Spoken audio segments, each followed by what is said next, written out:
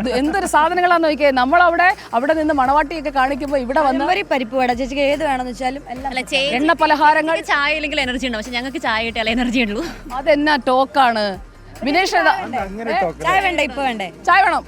സെറ്റാക്കട്ടെ. ആ എനിക്കൊരു ചായ, ഒരു ചായ. ആ സുധിച്ചേട്ടനെ ഉള്ളു ഇവിടെ എന്നോട് സ്നേഹം. സുധിച്ചേട്ടാ ഇത്രയും പേര് നിന്നിട്ട് എനിക്കൊരു ചായ തരാൻ തോന്നിയ സുധിച്ചേട്ടനാണ്. ആകർഷിച്ച സ്നേഹ സംഗീതവും ചേച്ചിക്ക് പ്രേമ സംഗീതവും ഇടയ്ക്കിടയ്ക്ക് എനിക്കിട്ട് താങ്ങുവാണല്ലോ. കൊണ്ടു. അതെ, അവിവാഹിതരായ ഇത്രയും യുവതികൾ ഉണ്ടായിട്ട് വിവാഹിതയും 2 കുട്ടികൾ അഭയമായ എനിക്ക് ഈ പ്രേമസംഗീതം അല്ലേ? അതിങ്ങനെ ഇടയ്ക്കിടയ്ക്ക് പറയണം.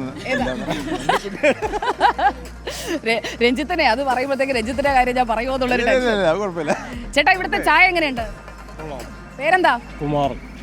എവിടെയാ വീട്? വട്ടിയൂർക്കാവ്. എന്ന് നടക്കാൻ വന്നൊരു ചായയും ഇതും കഴിച്ചിട്ടാണോ പോകുന്നത്? നമ്മൾ ഈ നടക്കുമ്പോ ബേൺ ചെയ്യുന്ന കലോറിയൊക്കെ ഇതിലൂടെ തിരിച്ചു വരും. അപ്പൊ നമുക്ക് രാവിലെ കുറച്ചുകൂടെ ഹെൽത്തി ആക്കിയാലോ? രാവിലെ നമുക്ക് ഒരു ചായ കുടിക്കാം. ചായയുടെ കൂടെ നമുക്ക് എണ്ണ പലഹാരമൊക്കെ ഒന്ന് നാളെ തൊട്ട് ഒഴിവാക്കി പിടിച്ചാലോ? അല്ല, ഞാൻ അങ്ങനെ കഴിക്കാറില്ല. ഇന്നൊരു കോഫി, ഒരു 2-3 കോഫി കുടിക്കുക. വീട്ടിലിരുന്ന് ഭാര്യ കാണുന്നുണ്ടാവോ എണ്ണ പലഹാരം കഴിക്കുന്നത്? ഇത് ഞാൻ നടക്കാനാണെന്ന് പറഞ്ഞ് പോയിട്ട് ചായയും കടിയുമാണല്ലോ. അതെ.